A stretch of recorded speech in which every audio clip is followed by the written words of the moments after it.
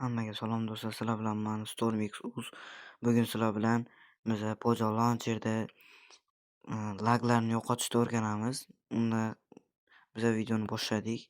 Tak, birinchi bo'lib mana shu yerga kirib olamiz.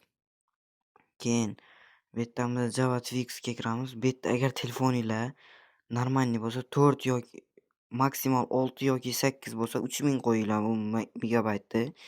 Agar telefoninglar 2, 3 RAM bo'lsa, unda sizlarga tavsiya qiladiganim 2000 normalniy turadi. Keyin bu yerdan chiqamiz. Agar mishkalarni to'g'rilayman desanglar, mouse scanningni 25 qilib qo'ysanglar bo'ladi. Keyin speedni 205 qilsanglar ham normalniy. Tak, bu yerdan chiqamiz. Endi qaysi versiyada o'ynashni tavsiya qilaman sizlarga. 1.22 Optifine'da o'ynasanglar, agar telefoninglar 3 RAM bo'lsa, sizlarniki maksimal 50-60 FPS tutib beradi. Hozir mening telefonim 8 bo'lgani uchun full 100 FPS tutadi. Tak, endi bunga kiramiz.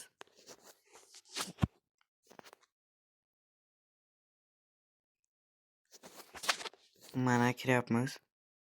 Hozir men Pojo Launcher'ni yuklaganman, shuning uchun nastroyka hech nima yo'q. Kirishi ham oson bo'lmaydi endi buni.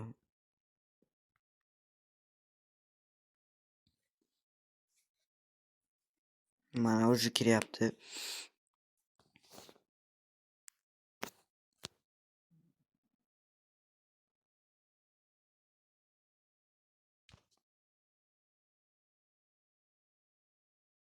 Kirdik. Endi bu yerdan Option'ga kiramiz. Nastroykaga. Keyin men buni sizlarga video settings, grafikani buni buni yoqamiz. Keyin GUI skalini masalan sizlarga 2 ga qo'yib qo'yinglar. Buni polni ko'taramiz. Buni umuman yo'qotib tashlaymiz. Men buni yoqsanglar, fast qilib qo'ysanglar buni. Masalan sizlar fakil ikkinchi qo'lga olsanglar olsanglar, sizlarda yonib turadi fakil. Taki animationsga kiramiz. Animationsda al off'ni bosamiz. Men buni alga qo'yib qo'yamiz. Keyin detaldan bu yerdan men bu fog deganni o'chirib qo'yamiz. Nimaga desa bu 10 ga kirsanglar tuman bo'lib yotadi. Tak, men buni 2 ga qo'yamiz. Menimcha qolgan narsa qolmadi. Men bu trestni fancy ga qo'yib qo'yasizlar bo'ldi. Keyin bu yerdan chiqamiz. Perform.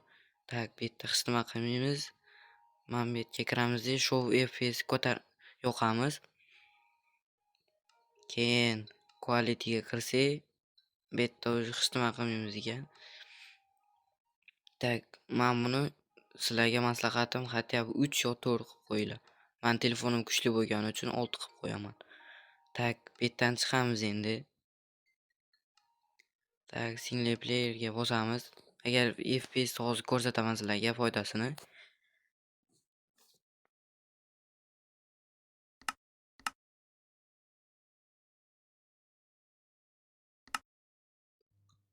Tak, mana mir ochilyapti.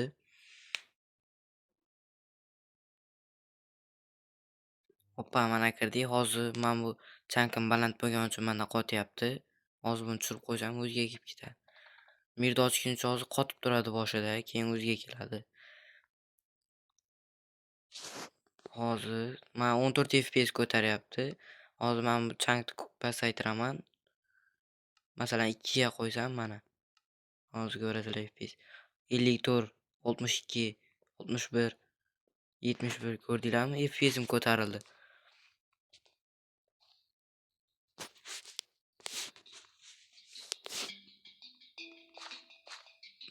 Menda muzika bo'lyapti. Hozir buni o'chirib yuboramiz. Tak, musik o'chiramiz. Hoppa, mana 100 FPS ko'rdinglar.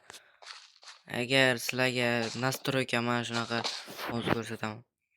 Men bu custom controls o'zgartirmoqchi bo'lsanglar, sizlarga normalniy nastroyka kerak bo'lsa, men sizlarga nastroykalarim bor, Telegramda tashab qo'yaman. Har kuni Telegram kanal описаниесida qo'yaman. Agar shunaqa videolarning ko'p chiqishini xohlasanglar, like va obuna bo'lib qo'yinglar. Kommentga keyingi safar nima qilishni o'rgatishimni yozib ketinglar. Video yoqqan bo'lsa like va obuna bo'lishni unutmanglar. Hammaga xayr.